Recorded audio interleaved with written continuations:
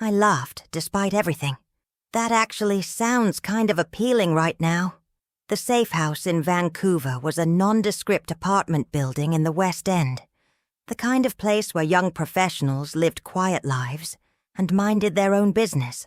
Our apartment was on the 4th floor, with a view of English Bay, and furniture that looked like it had been ordered from a catalogue. "There are clothes in the bedroom that should fit you," Agent Collins said, showing me around the small space. "Food in the kitchen, secure phone lines, and a computer with encrypted internet access. How long will we be here?" I asked. "Just tonight," Agent Collins said. "Your flight to Virginia leaves at 8 tomorrow morning." After Agent Collins left, the three of us sat in the living room, and the silence felt heavy with everything that had happened. I kept expecting to wake up, to discover that this was all some kind of elaborate dream. But the weight of the engagement ring on my finger and the exhaustion in my bones told me it was all too real. "I should call my boss," I said suddenly. "And my maid of honor. And my cousin Jennifer. They're all probably worried sick." "No," Dad said gently. "You can't contact anyone from your old life, Emily. Not yet." "What do you mean?" "I mean that as far as the world is concerned, Emily Williams disappeared today," Dad said. "She left her own wedding and vanished without a trace." The reality of that hit me like a physical blow. "So my friends will think I'm dead? They'll think you ran away," David said. "People will assume you got cold feet and couldn't go through with the wedding." "That's horrible," I said. "Sarah has been my best friend since college. She's probably calling hospitals right now." "I know it's hard," Dad said. "But Emily, if the Meridian Group thinks you're dead or permanently missing, they'll stop looking for you. That gives us the advantage. But what about later, when this is all over?" "When this is over, you can decide how much of your old life you want to reclaim," Dad said. "But for now, Emily Williams, the marketing coordinator, has to disappear so that Emily Williams, the federal agent, can be born." I got up and walked to the window, looking out at the lights of Vancouver. The city looked peaceful, full of people living normal lives, going to normal jobs, having normal problems. I envied them their normalcy, even as I knew I could never go back to that kind of life. "David," I said without turning around, "when you were assigned to watch me, what did you think of me?" Honestly, David was quiet for a moment. "I thought you were wasting your potential.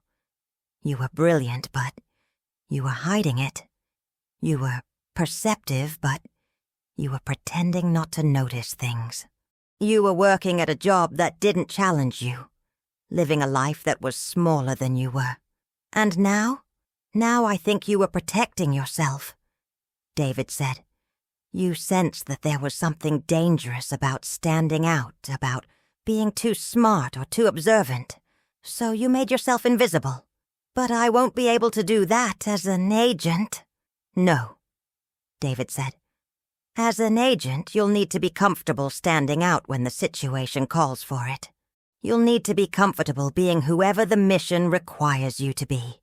I turned back to face them. What if I'm not good at it? What if I'm not cut out for this kind of work? "Emily," Dad said, "you've been doing this kind of work your whole life. You just didn't know it." "What do you mean?" "I mean that for 28 years, you've been living a cover story," Dad said. "You've been pretending to be the daughter of an insurance salesman, pretending to believe his stories about business trips and late nights at the office. You've been observing people, reading their moods, adapting your behavior to make them comfortable. You've been keeping secrets and protecting people without even realizing it." "That's different, is it?" Dad asked. "Emily, do you remember when you were 16 and you started doing your own laundry?" I frowned, trying to remember. "I guess. You said I was old enough to take care of my own clothes." "I said that because you'd started noticing bloodstains on my shirts," Dad said. "Small ones, barely visible, but you saw them. And instead of asking questions, you started doing the laundry so I wouldn't have to worry about you seeing them. I stared at him. You knew about that? I knew you were protecting me, Dad said. Just like you protected David by not asking about the inconsistencies in his stories.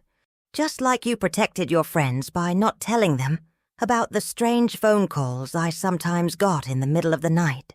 You think I'm already a spy, I said. I think you're already someone who puts other people's safety above your own curiosity, Dad said. And that's the most important quality an agent can have. That night I lay in the unfamiliar bed in the unfamiliar apartment, staring at the ceiling and trying to process everything that had happened. 12 hours ago, I had been Emily Williams, bride-to-be, worried about whether the flowers would arrive on time and whether my hair looked right. Now I was Emily Williams, future federal agent, worried about whether I would survive the next 6 months of training. I could hear David moving around in the living room, probably unable to sleep. I wanted to go to him, to talk about what this meant for our relationship, but I wasn't sure what to say. How do you rebuild a relationship when it was founded on lies? How do you trust someone who had been assigned to deceive you? But as I lay there in the dark, I realized that the foundation of our relationship hadn't been lies. The foundation had been the moments when David forgot he was supposed to be playing a role. The way he listened to me talk about my day, the way he laughed at my terrible jokes, the way he held me when I was sad about my mother's anniversary. Those moments had been real, even if the context around them had been false. I got up and went to the living room, where David was sitting on the couch with a laptop open, reading what looked like classified documents. "Can't sleep?" I asked. "Too much to think about," David said, closing the laptop. "What about you?" "Same," I said, sitting beside him on the couch. "David, I need to ask you something, and I need you to be completely honest with me." "Okay. When you realized you were falling in love with me, why didn't you tell me the truth then?" David was quiet for a long time, and I could see the conflict in his expression. "Because I was afraid you'd hate me, and because I was afraid you'd be in more danger if you knew the truth. But you were wrong about both of those things." "I was wrong about the first one," David said. "I hope I was wrong about the second one, too." "What do you mean?" "I mean that knowing the truth about your father, about me, about the Meridian Group, that knowledge makes you a target, Emily. If I had told you the truth 6 months ago, you might have been in danger 6 months sooner. I considered that. Or I might have been better prepared for what happened today. Maybe," David said. "But Emily, I need you to understand something. In this business, the people you love are both your greatest strength and your greatest weakness. They're your strength because they give you something to fight for. They're your weakness because they can be used against you. Is that what I am to you? A weakness? You're everything to me," David said. "And that terrifies me." I reached for his hand, and he let me take it. "David, I'm not going to pretend that what you did doesn't hurt. It does, but I also understand why you did it. And I need you to understand something too." "What?" "I choose to trust you," I said. "Not because I'm naive, and not because I'm ignoring what happened. I choose to trust you, because the alternative is to go through this alone. And I don't think I'm strong enough for that." David squeezed my hand. "You're stronger than you know, Emily. But you don't have to go through this alone. Promise me something," I said. "Anything. Promise me that from now on, we tell each other the truth. Even when it's hard, even when it's dangerous, even when it might hurt. I promise," David said. "But Emily, there might be times when the truth puts you in danger. There might be times when I have to lie to protect you. Then we'll figure it out together," I said. But no more secrets about the important things. No more pretending to be someone you're not. No more pretending. David agreed. I leaned against him, and he put his arm around me. David, are you scared about what comes next? Terrified, David said, but also excited. Emily, the work we do, the missions we go on, they matter. We save lives. We stop bad people from doing bad things. We make the world a little bit safer. And we get to do it together. We get to do it together, David agreed. The next morning, Agent Collins arrived at 7 to drive us to the airport. I had slept for maybe 3 hours, but I felt more awake than I had in years. Everything looked sharper, more vivid. The colors seemed brighter, the sounds clearer. I felt like I was seeing the world with new eyes. How are you feeling? Agent Collins asked as we loaded our bags into her car.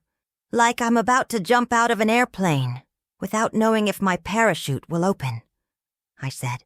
That's about right, Agent Collins said with a smile.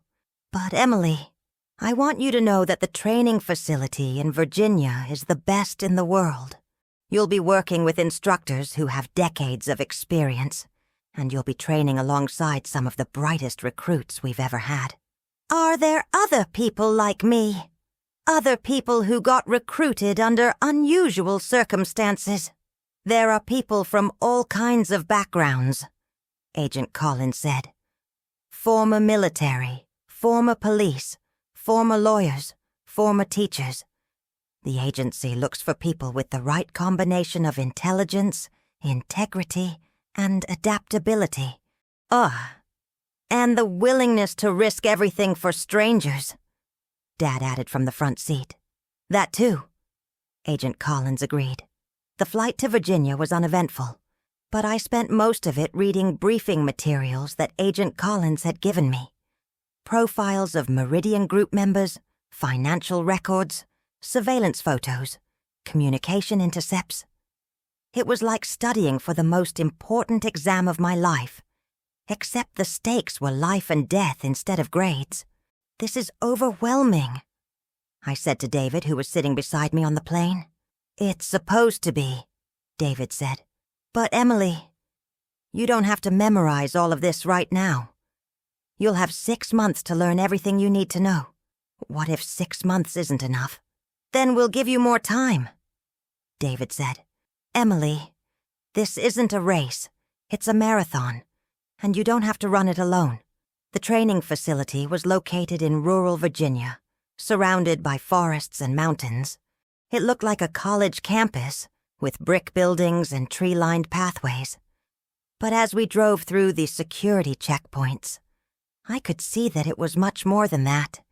There were shooting ranges and obstacle courses, communications towers, and buildings that looked like they contained serious technology. Welcome to the farm, Agent Collins said as we pulled up to the main building. This is where you'll spend the next 6 months. I got out of the car and looked around. There were other people my age walking between buildings, all of them with the same expression of focused determination. These were my classmates, I realized.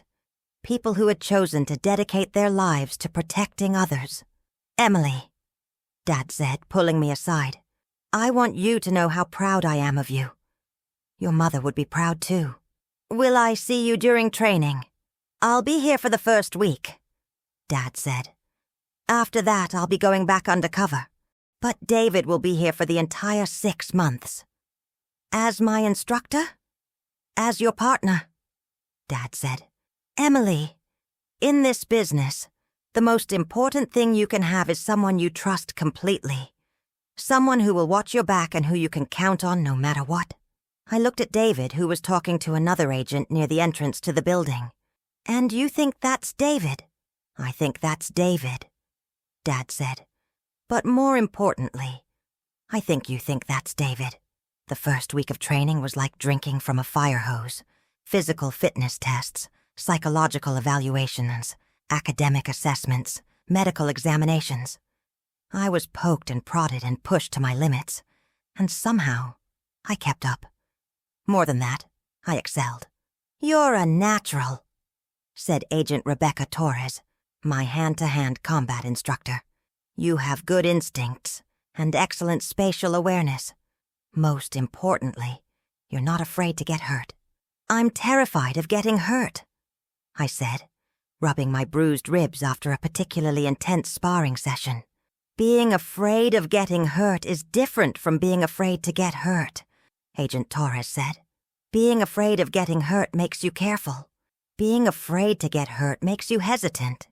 Hesitation will get you killed." The weapons training was the hardest part for me. I had never held a gun before, never wanted to hold a gun. But Agent Martinez, my firearms instructor, was patient and methodical. "A gun is a tool," he said. "Nothing more, nothing less. It's not good or evil. It's just a tool. What matters is how you use it." "I don't want to hurt anyone," I said after my first day at the shooting range. "Good," Agent Martinez said. "Agents who want to hurt people don't last long in this business. But Emily, there may come a time when you have to choose between hurting someone and letting them hurt innocent people. When that time comes, you'll need to be prepared." The academic training was more familiar to me. Languages, psychology, international law, economics, computer science. I threw myself into the coursework, staying up late in the dormitory reading about money laundering techniques and criminal organization structures. "You're going to burn yourself out," David said one night, finding me in the library at 2 a.m. "I need to learn everything," I said. "I need to be ready." "You need to take care of yourself," David said. "Emily, this isn't a sprint. You have time to learn what you need to know." "Do I?" I asked. "My father is out there, undercover, in danger. Other agents are out there, in danger. The Meridian Group is still operating, still hurting people. Every day I'm not ready is another day they get to continue." David sat down beside me at the study table. "Emily, I need to tell you something. Your father isn't just out there undercover. He's bait." I looked up from my textbook. "What do you mean, bait?" "I mean that while you're training, he's deliberately making himself visible to the Meridian Group. He's letting them know that he's still active, still working the case. He's drawing their attention away from you. That's incredibly dangerous." "It's incredibly brave," David said. "And it's buying you time to become the agent you need to be. What if something happens to him?" "Then we'll deal with it," David said. "But Emily, your father is one of the best agents the Bureau has ever had. He's not taking unnecessary risks." I closed the textbook and looked at David. "How do you do it? How do you live with the constant fear that someone you love might not come home?" "You focus on the mission," David said. "You focus on the people you're protecting. You focus on the fact that the work you're doing matters." "And you trust your partner?" I said. "And you trust your partner," David agreed. By the end of the first month, I was starting to feel like I might actually be capable of this kind of work. My marksmanship scores were improving, my hand-to-hand combat skills were developing, and my academic performance was consistently in the top 5% of my class.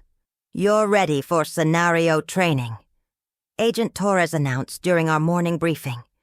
This is where we put everything together.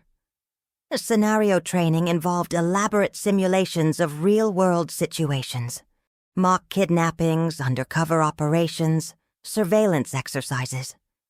The instructors would create detailed scenarios, complete with actors playing criminals, and we would have to navigate the situations using everything we'd learned.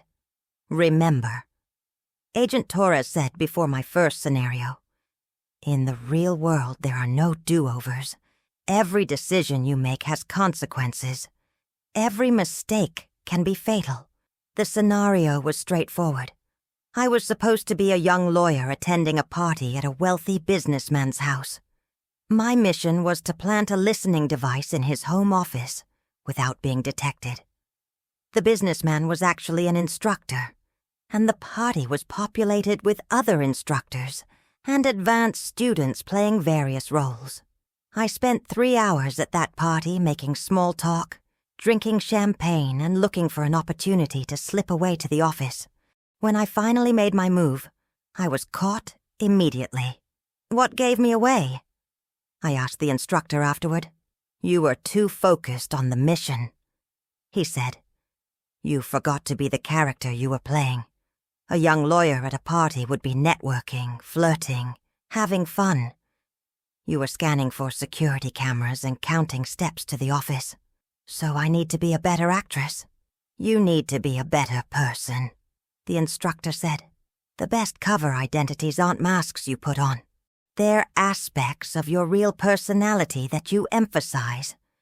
Find the part of yourself that would genuinely enjoy a party like that, and let that part of you take the lead." The next scenario went better. I was supposed to be a graduate student researching a paper on international banking. My mission was to get close to a professor who was suspected of laundering money for criminal organizations. This time, instead of pretending to be someone I wasn't, I leaned into the parts of myself that were genuinely curious about learning. "Much better," the instructor said afterward. "You seemed natural, relaxed. The professor never suspected you were anything other than what you claimed to be." "Because I wasn't pretending," I said. "I was just being a different version of myself." "Exactly," the instructor said. "The best agents don't become different people. They become the best possible version of themselves for each situation." By the 3rd month of training, I was starting to understand what my father had meant when he said I'd been doing this work my whole life. I had been adapting my personality to different situations, reading people, keeping secrets, protecting others. I just hadn't realized that those skills could be weaponized. "You're ready for advanced training," Agent Torres announced. "This is where we separate the good agents from the great ones." Advanced training involved real-world exercises with actual criminals. Under heavy supervision, we would conduct surveillance operations, gather intelligence, and even participate in arrests. The risks were real, but so were the safeguards. "Emily," David said the night before my first real operation, "I need you to understand something. Tomorrow you'll be in real danger. These aren't actors playing criminals. These are actual criminals who will hurt you if they discover what you are." "I know," I said. "I'm ready." "Are you?" David asked. "Because once you cross this line, there's no going back. You'll have committed crimes in the service of justice. You'll have lied to people's faces. You'll have put yourself in situations where you could have been killed." "David, I crossed that line the day I ran away from my own wedding," I said. "Everything since then has just been preparation for this moment." The operation was a surveillance job. I was supposed to get close to a woman named Catherine Moore, who was suspected of using her art gallery to launder money for the Meridian Group. My cover was that I was a wealthy young woman interested in investing in art.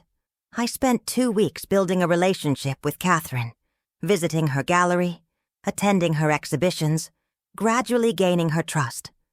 She was intelligent, charming, and completely ruthless. She talked about art with genuine passion. But I could see the coldness in her eyes when she thought no one was watching. "You remind me of myself when I was your age," she said during one of our conversations. "Ambitious, intelligent, willing to take risks." "What kind of risks?" I asked, trying to sound curious rather than suspicious. "The kind that most people are too afraid to take," Catherine said. "The kind that can make you very wealthy very quickly." "That sounds interesting," I said. "It is interesting," Catherine said. "But it's also dangerous. Are you comfortable with danger, Emily?" "I think I'm comfortable with calculated risks," I said. "I'm not comfortable with reckless stupidity," Catherine smiled. "Good answer. Reckless stupidity will get you killed in this business. That night, I reported the conversation to David and my handlers. "She's testing me," I said. "She's trying to determine if I'm someone they can recruit." "That's good," David said. "But Emily, be careful. Catherine Moore has killed people. She's not just a money launderer. She's an assassin." "I know," I said. "I can see it in her eyes." "What do you see?" "I see someone who has learned to turn off her conscience," I said. "Someone who can do terrible things and then go home and sleep peacefully." "Can you do that?" David asked. "I don't know," I said. "I hope I never have to find out." The operation concluded successfully 2 weeks later with Catherine's arrest. She never suspected that I was anything other than a wealthy young woman interested in art. But as I watched her being led away in handcuffs, I felt a mixture of satisfaction and sadness. She had chosen to use her intelligence and charm to hurt people, and now she would spend the rest of her life in prison. "How do you feel?" David asked as we drove away from the gallery. "Like I understand what my father meant about the work mattering," I said. "Catherine Moore won't be able to hurt anyone else now." "And how do you feel about lying to her for 3 weeks?" "I feel like I did what I had to do," I said. "But David, I also feel like I lost something. I feel like I'm not quite the same person I was before this started." "You're not," David said. "And that's not necessarily a bad thing. You're stronger now. You're more aware of the world around you. You're more capable of protecting yourself and others." But I'm also more cynical," I said. "I'm more suspicious. I'm more willing to deceive people. Those are the costs of this work," David said. "But Emily, you're also more effective at stopping bad people from doing bad things. You have to decide if that trade-off is worth it." By the end of the 4th month, I had completed 6 successful operations and was consistently ranked in the top 3 of my training class. My instructors were impressed with my progress, but I could see the concern in their eyes. "You're pushing yourself too hard," Agent Torres said during one of our evaluations. "You're taking on more operations than any other trainee. You're studying longer hours. You're training harder." "I want to be ready," I said. "You want to be perfect," Agent Torres said. "But Emily, perfection isn't the goal. Competence is the goal. Survival is the goal. What if competence isn't enough? Then you'll improve over time," Agent Torres said. "But if you burn yourself out during training, you'll never get the chance to improve." That night, I called my father for the first time in 3 months. He was still undercover, still playing the role of Robert Williams, insurance salesman. But we had a secure communication system that allowed us to talk safely. "How are you holding up?" he asked. "I'm tired," I said. "I'm scared. I'm excited. I'm angry. I'm proud. I'm confused. I'm pretty much feeling everything at once." Dad laughed. "That sounds about right. Emily, I want you to know that your instructors have been giving me regular reports. They're incredibly impressed with your progress. But they're also concerned that you're trying to do too much too quickly. You're acting like you have something to prove. Don't I?" I asked. "I'm not like the other trainees, Dad. I didn't choose this life. I was thrown into it. I don't have years of military experience or law enforcement background. I'm a marketing coordinator who got recruited because criminals wanted to use me to get to you. Emily, that's not why you were recruited," Dad said gently. "What do you mean?" "I mean that we could have put you in witness protection without training you as an agent. We could have given you a new identity and relocated you somewhere safe. You were recruited because you have the skills and the temperament to be an excellent agent." "Really? Really?" Dad said. "Emily, in 20 years of doing this work, I've never seen anyone adapt to training as quickly as you have. You have instincts that can't be taught. You have intelligence that can't be faked. You have integrity that can't be corrupted. What about courage? I asked. Do I have courage? You have more courage than anyone I know, Dad said. You walked away from your old life to protect people you'd never met. You're learning to fight dangerous criminals with your bare hands. You're preparing to go undercover with people who would kill you without hesitation if they discovered what you are. When will I be ready for the real mission? I asked. Soon, Dad said. But Emily, I need you to promise me something. What? I need you to promise that you'll remember who you are, Dad said. In this business, it's easy to lose yourself in the roles you have to play. It's easy to forget what you're fighting for. Promise me you'll remember that you're doing this to protect innocent people, not to prove anything to yourself or anyone else. I promise, I said. And promise me you'll take care of yourself. Your mother and I didn't sacrifice everything so that you could sacrifice everything too. I promise, I said again. The final 2 months of training were focused on preparing me for the specific mission I would be undertaking. I would be given a new identity as Isabella Chen, a young investment banker from Hong Kong. I would be inserted into the Meridian Group's New York operations, where I would work to gather evidence of their money laundering activities. This is the most dangerous assignment we've ever given to a first-year agent, Agent Torres said during one of our final briefings. But it's also the most important. The intelligence you gather will be used to bring down the entire North American branch of the Meridian Group. Including Marcus Volkov? I asked. Including Marcus Volkov. Agent Torres confirmed. But Emily, you need to understand that this mission could take months or even years. You'll be completely cut off from your old life. You'll have minimal contact with your handlers. You'll be living a lie 24 hours a day. I understand, I said. Do you? Agent Torres asked. Because Emily, this isn't like the training exercises. If you're discovered, we can't just call a time out. If you're discovered, you'll be tortured and killed. I understand, I said again. And you're still willing to do this? I'm still willing to do this, I said.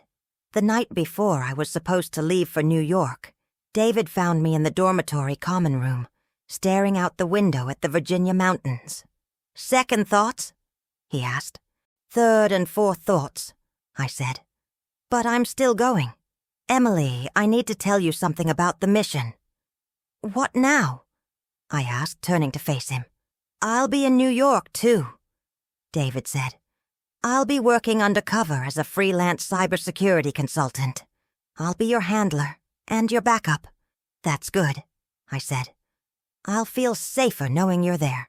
But Emily, we can't have any contact unless it's absolutely necessary. If the Meridian Group suspects that we know each other, it will blow both of our covers. So we'll be in the same city, but we might as well be on different planets, I said.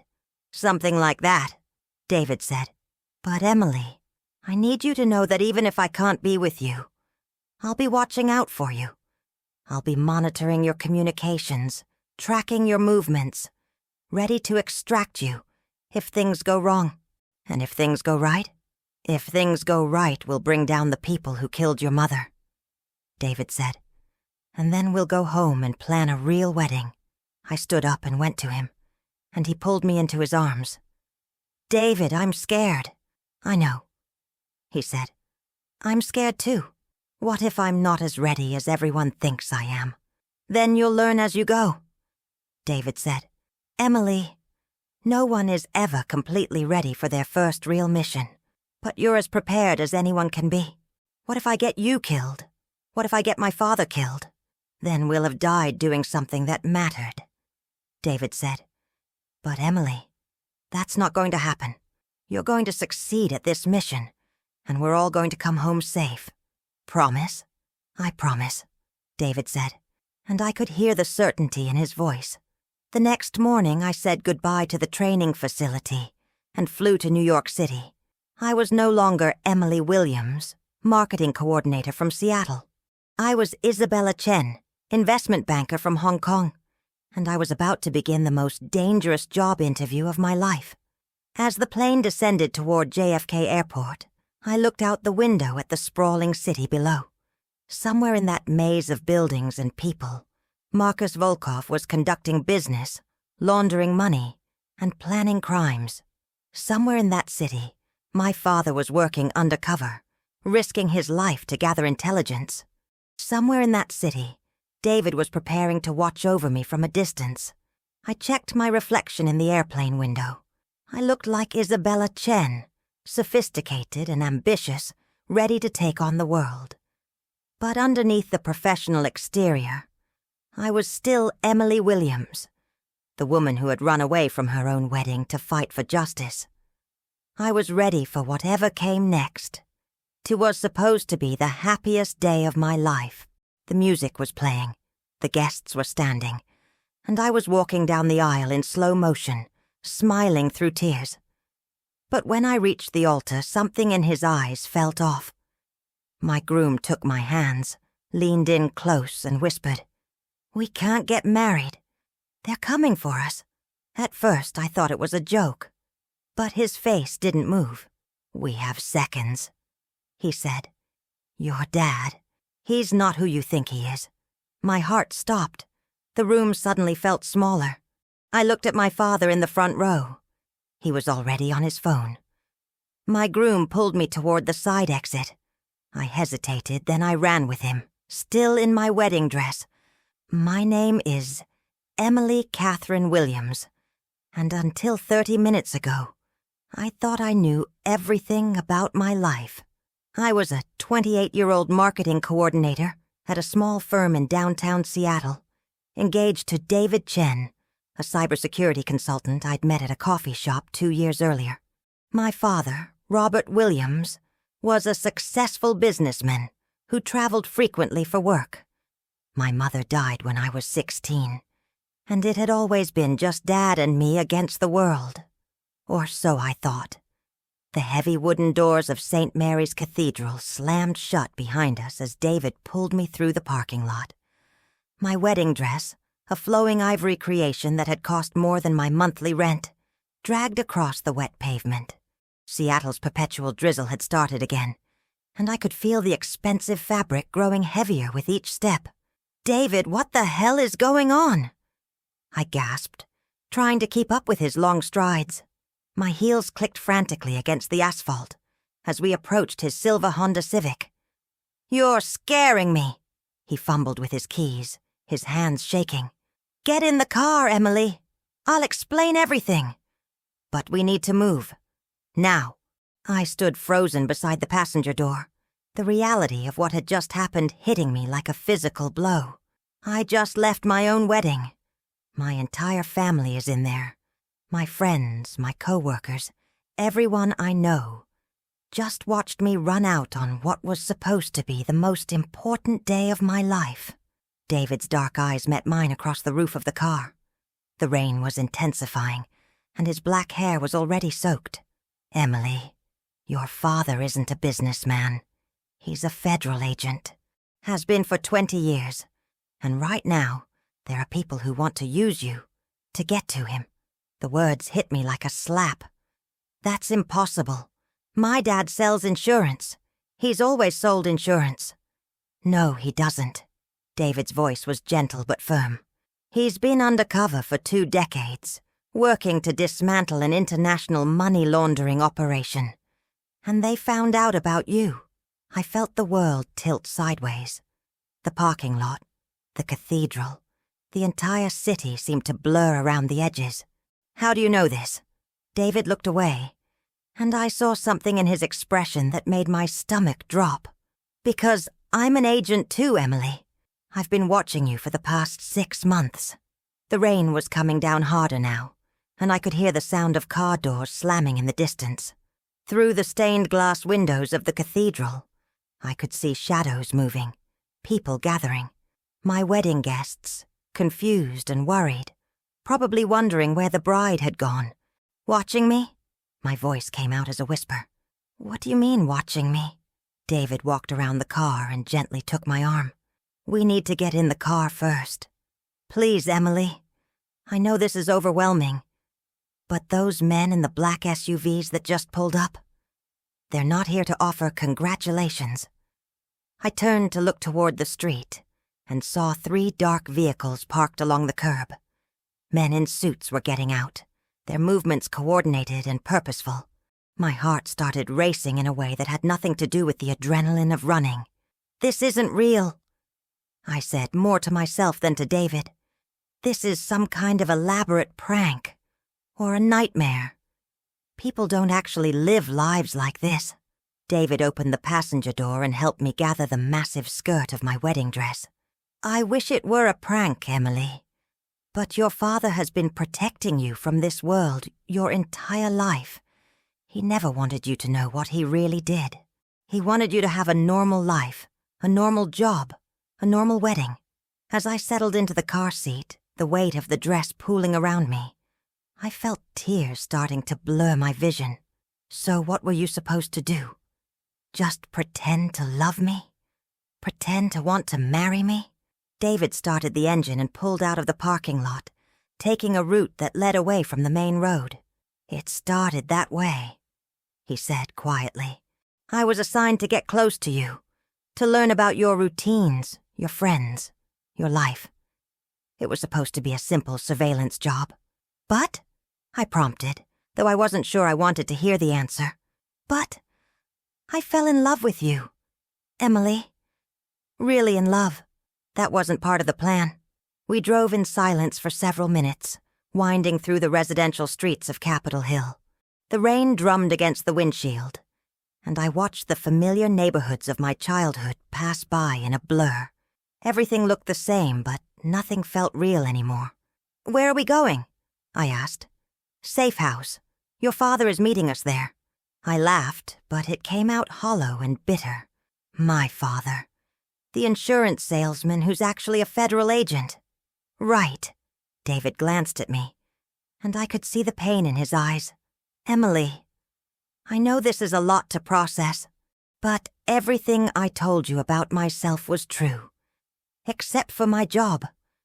I really did grow up in Portland. I really did lose my mother to cancer when I was 22.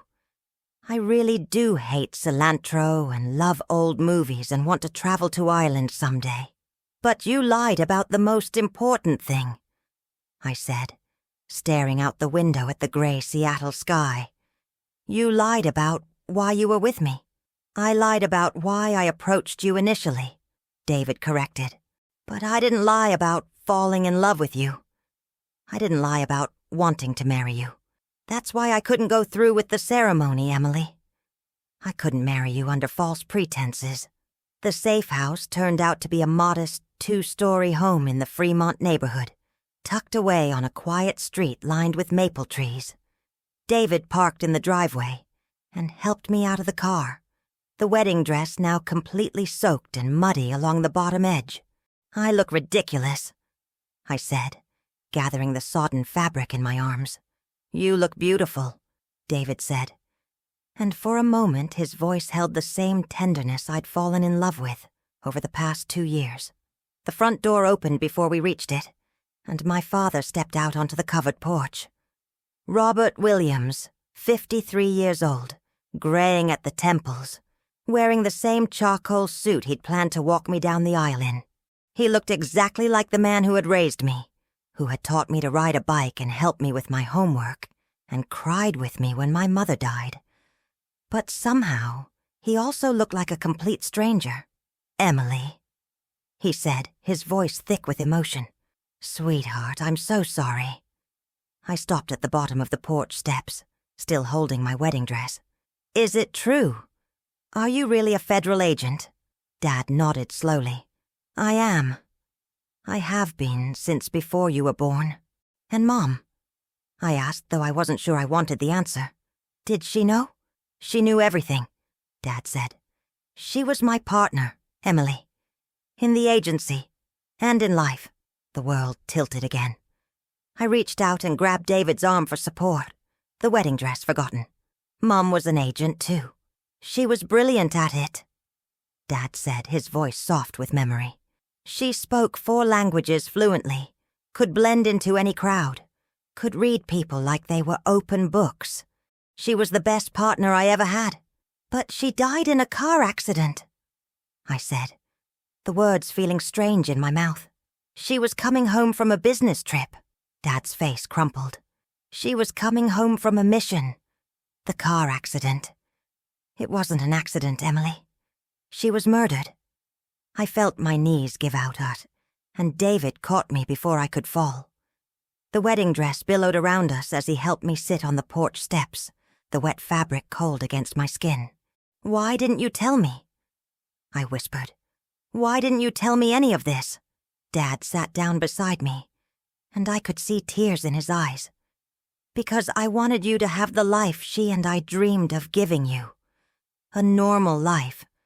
A life where you could fall in love and get married and have children without looking over your shoulder. A life where you could trust people and believe in happy endings. But you've been lying to me for 28 years, I said, my voice breaking. "I've been protecting you for 28 years. Dad corrected. "There's a difference." David knelt down in front of us, his dark eyes serious. "Emily, we need to go inside. Those men from the cathedral will be looking for us, and this house is only secure for a limited time." I looked at the man I'd been about to marry, the man who had just revealed he'd been assigned to spy on me, and then at my father, who had apparently been living a double life since before I was born. "I don't even know who you people are." "We're the same people we've always been," Dad said quietly. "We're just more complicated than you knew." The inside of the safe house was sparse but comfortable, with generic furniture and the kind of artwork you'd find in a hotel room. David led me to the couch while Dad disappeared into the kitchen. I could hear him making phone calls, his voice low and urgent. "I need to get out of this dress," I said, looking down at the ruined wedding gown. "I can't think straight in this thing." David nodded toward a hallway. "There's a bedroom upstairs. I think there are clothes that might fit you." I climbed the stairs slowly, the wedding dress making each step a struggle. In the bedroom, I found a small wardrobe with jeans, sweaters, and basic necessities. I peeled off the wet dress and stood in the mirror, looking at myself in my white lace undergarments. I looked like a bride who had lost her way. When I came back downstairs in jeans and a gray sweater, Dad was sitting at the kitchen table with a laptop open in front of him. David was pacing by the window, occasionally peering through the curtains. "Okay," I said, settling into a chair across from my father. "I want the truth. All of it." Dad closed the laptop and looked at me with tired eyes.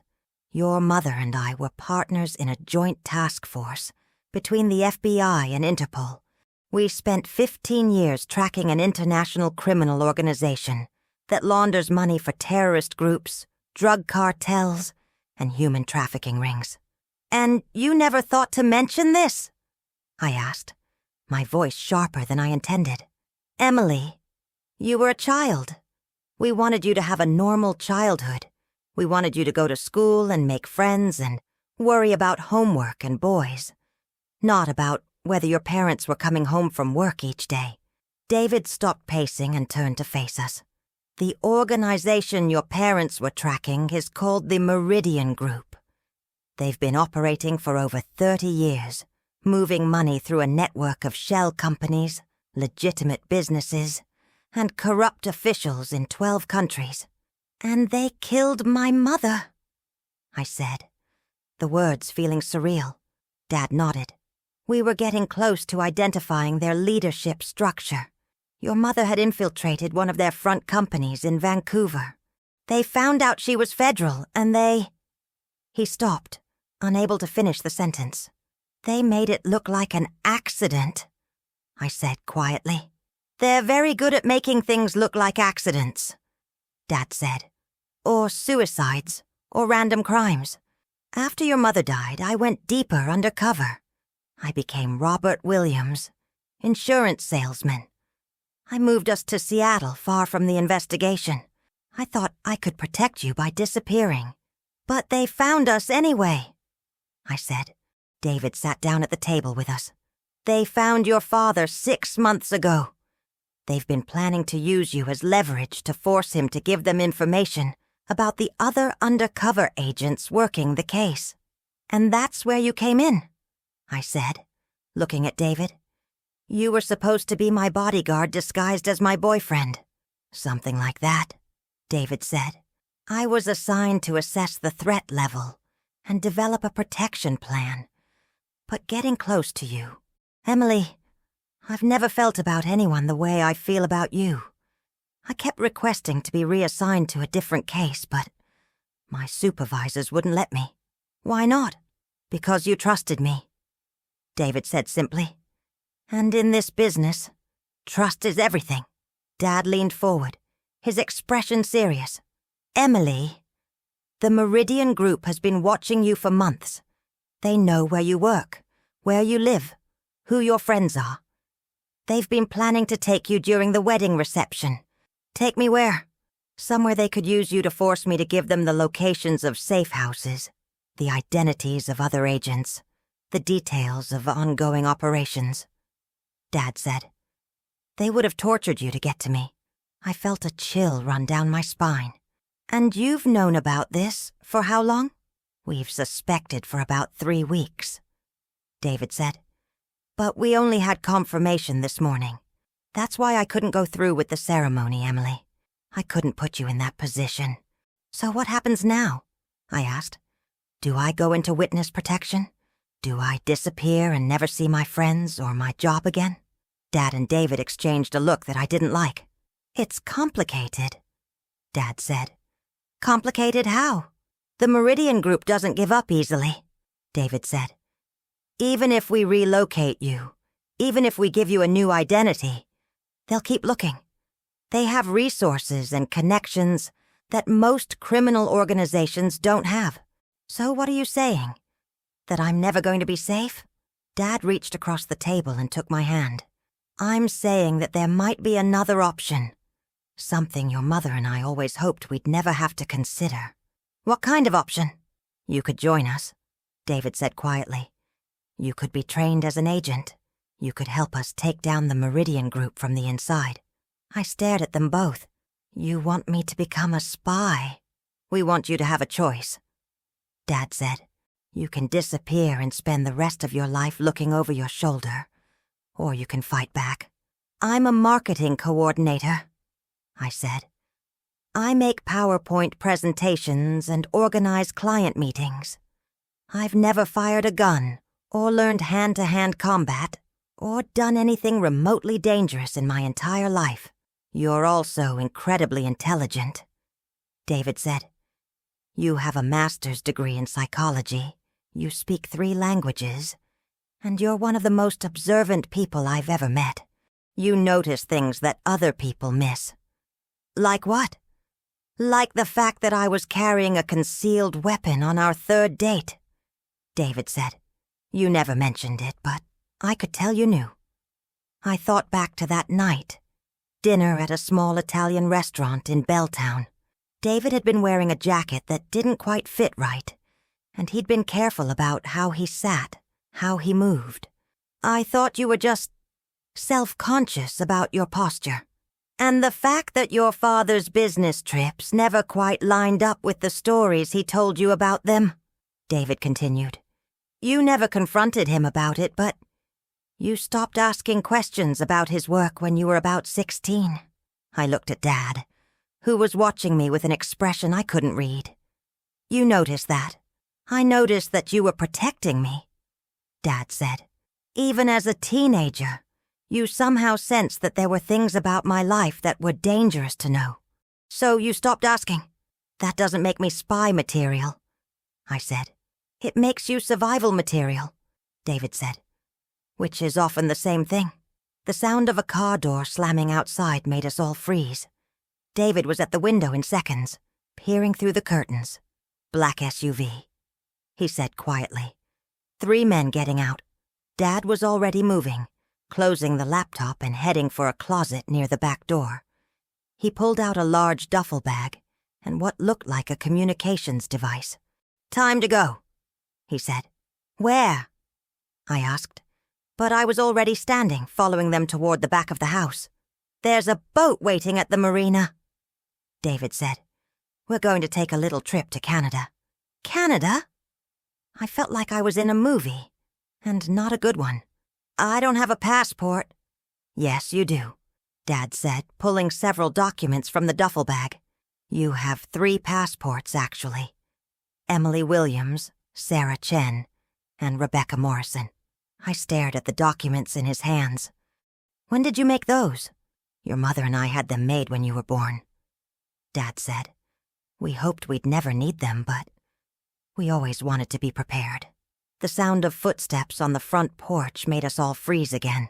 David motioned for silence and pointed toward the back door. We moved quietly through the kitchen, and I could hear voices at the front of the house. "Federal agents!" a voice called out. "We have a warrant." Dad and David exchanged a look, and I could see the tension in their faces. "They're not federal agents," David whispered. We slipped out the back door and into a small yard surrounded by a tall wooden fence. The rain had stopped, but the grass was wet and slippery under our feet.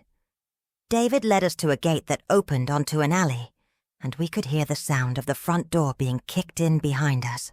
"This way," Dad said, and we hurried down the alley toward the street.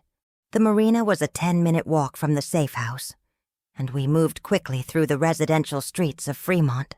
I kept expecting to hear sirens or see police cars, but the neighborhood was quiet, almost peaceful.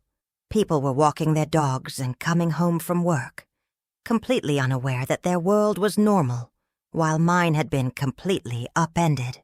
"There," David said, pointing to a small fishing boat tied to one of the docks.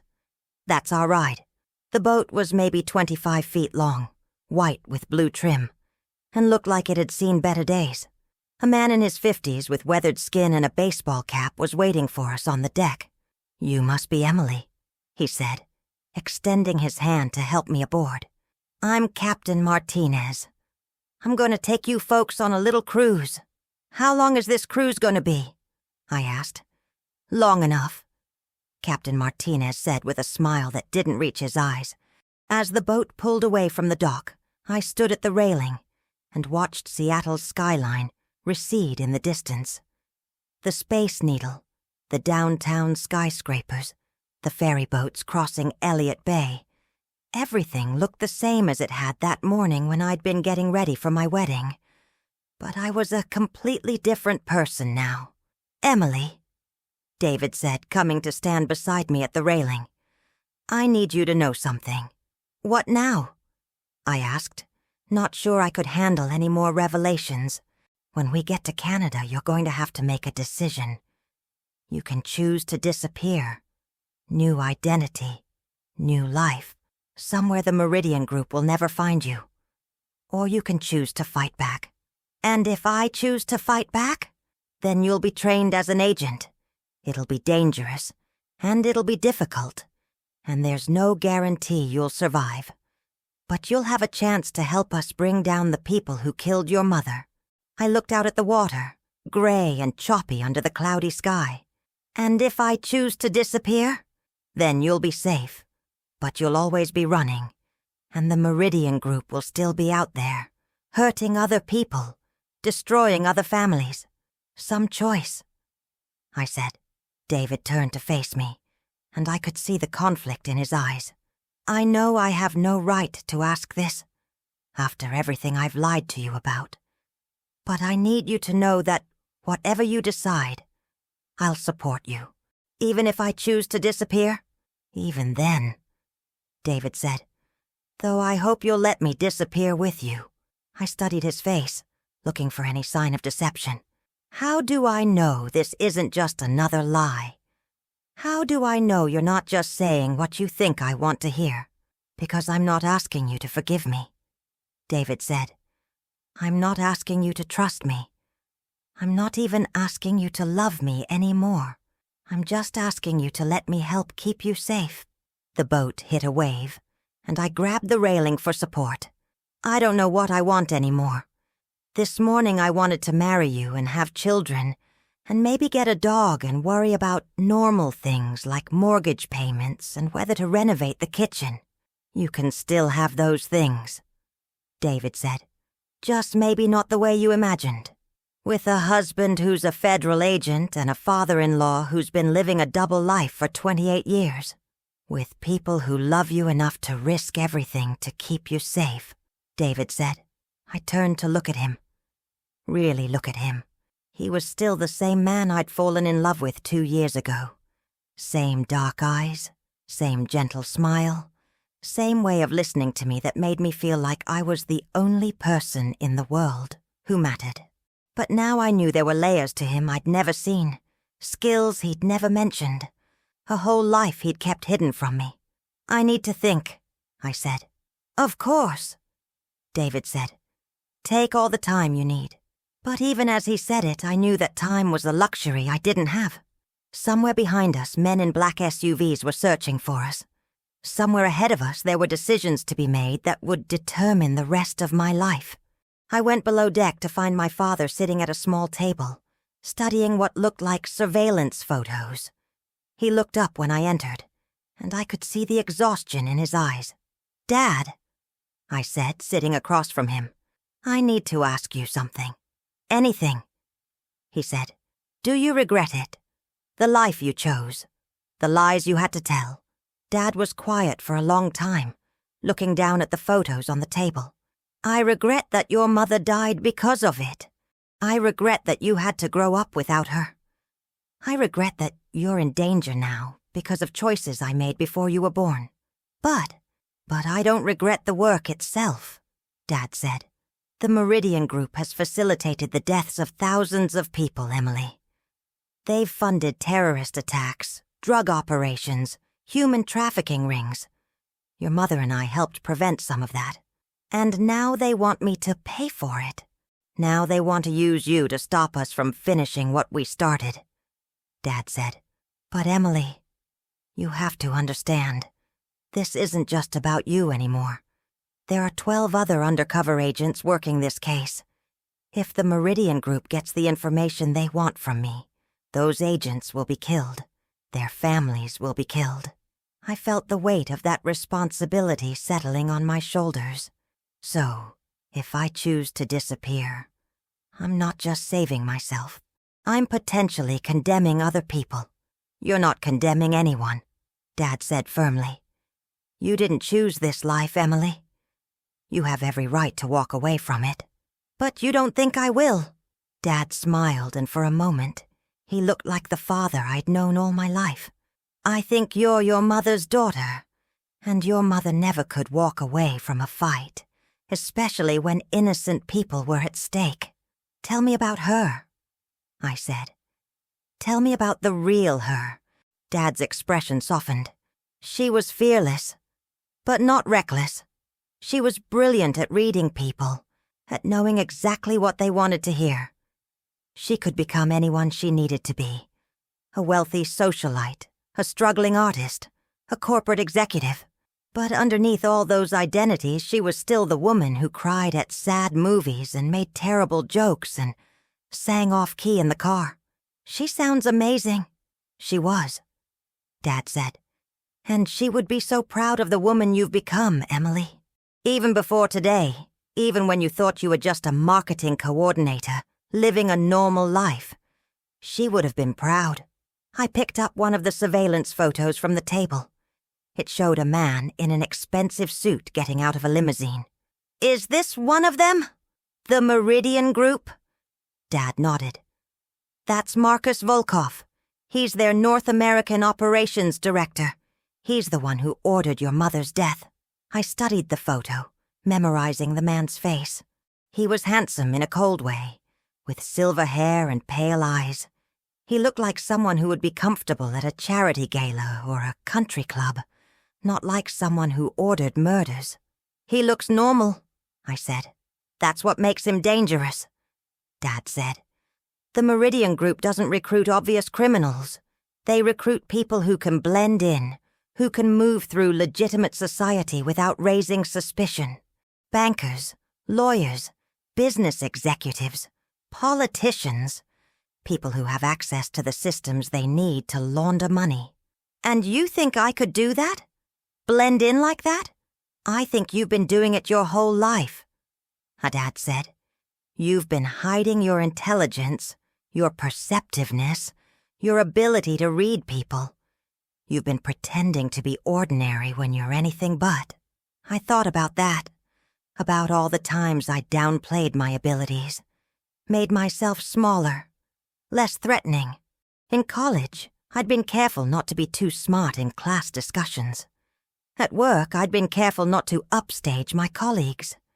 Even with David, I'd been careful not to seem too curious about the inconsistencies in his stories. I was protecting myself, I said. You were protecting other people, too, Dad said. You were making them comfortable, making them feel safe around you. That's a gift, Emily. It's also a skill that can be trained and refined. Captain Martinez called down from the deck. We're approaching Canadian waters. You folks need to come up here. On deck, I could see the lights of Vancouver in the distance. The city looked beautiful and foreign, a place where I could potentially disappear and start over. But I could also see David standing at the bow of the boat, his shoulders tense with the knowledge that dangerous people were somewhere behind us. Last chance to change your mind, Dad said quietly. I looked at him, then at David, then at the lights of Vancouver growing brighter as we approached. What would the training involve? 6 months at a facility in Virginia, Dad said. Weapons training, hand-to-hand combat, surveillance techniques, languages, computer skills, psychology, and fieldwork. And after that, you'd be assigned to the Meridian Group investigation. You'd be given a cover identity and inserted into their organization. As what? As someone they would want to recruit, Dad said. Someone young, intelligent, ambitious, and morally flexible. Someone who could gain their trust and access their inner circle. Someone who could get close to Marcus Volkov, I said. Dad nodded. Someone who could help us bring him down.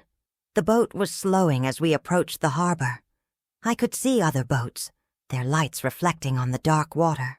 Normal people doing normal things, completely unaware that their world was safe, because people like my parents had spent their lives fighting monsters in expensive suits. Okay, I said. Okay, what? David asked, turning to face me. Okay, I'll do it, I said. I'll become an agent. Dad's face broke into a smile, but David looked concerned. Emily, are you sure? Once you make this choice, there's no going back. I'm sure, I said, and as I spoke the words, I realized I meant them. They killed my mother. They destroyed my wedding. They've been planning to torture me to get to my father. I'm not going to run away and let them hurt other people. This isn't about revenge, Dad said gently. It can't be. Revenge will get you killed in this business. It's not about revenge, I said. It's about justice. And it's about family. David moved closer to me. Emily, I need you to know that if you do this, our relationship will be complicated. We'll be partners, but we'll also be agents. There will be times when the job has to come first. I know, I said. But David, I need you to know something too. I'm not doing this for you, or even for my father. I'm doing this for me. I'm doing this because it's the right thing to do. I know, David said. That's one of the reasons I love you. The boat docked at a small marina in Vancouver, and we were met by a woman in her 40s with short red hair and a no-nonsense expression. She showed us identification that marked her as Agent Sarah Collins, with the Royal Canadian Mounted Police. Ms. Williams, she said, shaking my hand. I understand you've had quite a day. That's one way to put it, I said. We have a secure location where you can rest for the night.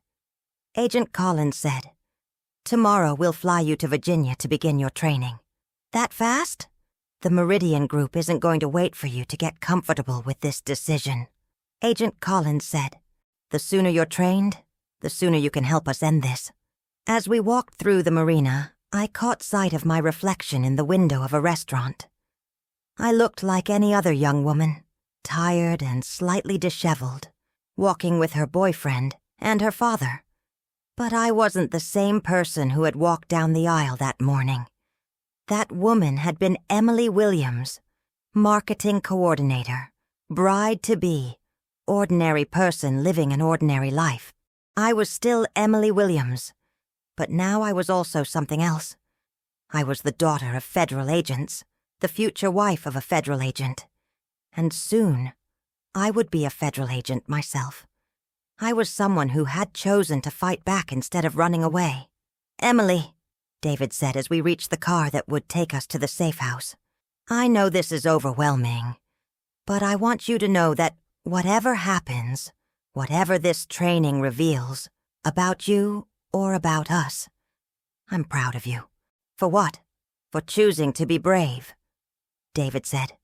"For choosing to fight for something bigger than yourself." I looked back toward the harbor where the lights of Seattle were just visible on the horizon. Somewhere in that city, my wedding dress was probably still crumpled on the floor of the safe house.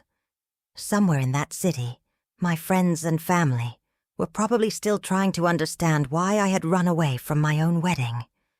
But I wasn't running anymore. I was walking toward something new, something dangerous, something that would require every ounce of strength and intelligence I possessed. I was walking toward a life where I could make a difference, where I could help protect innocent people from the kind of monsters who had killed my mother. "You know what's funny?"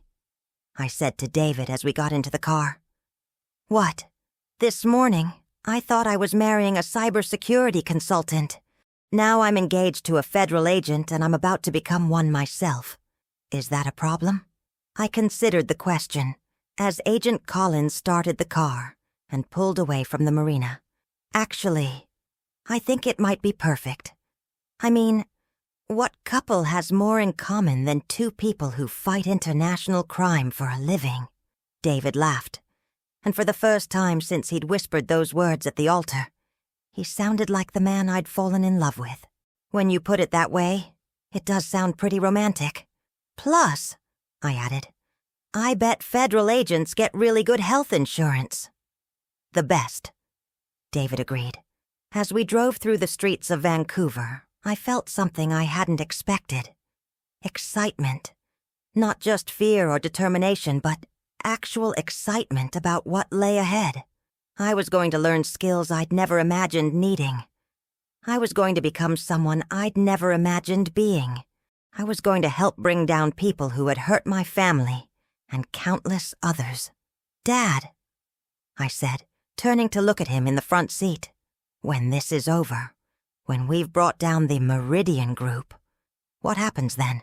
"Then you get to choose again," Dad said. "You can stay with the agency, or you can go back to civilian life. You can be Agent Williams, or you can go back to being Emily Williams, marketing coordinator." "But I'll never really be able to go back, will I?" I said. "I'll always know too much, always be looking over my shoulder." "Maybe," Dad said. "But Emily, knowing the truth about the world, even when it's ugly, is better than living a lie. Your mother always said that. She sounds like she was very wise." "She was," Dad said. "And she would have loved watching you discover who you really are." I leaned back in my seat and closed my eyes, feeling the weight of the day finally settling on my shoulders. When I woke up that morning, I had been preparing for what I thought would be the most important day of my life. Now I realized that the most important day of my life was just beginning. "David," I said without opening my eyes, "when we get through this, when we've completed the mission and brought down the Meridian Group, do you think we could have a real wedding? One where the groom doesn't have to whisper warnings at the altar?" "I think that sounds perfect," David said, and I could hear the smile in his voice. "Though I have to warn you, Agent Williams, federal agents don't usually have normal weddings. What do they have instead?" They have weddings where all the guests are armed and the cake is examined for explosives, David said. But they're very secure weddings.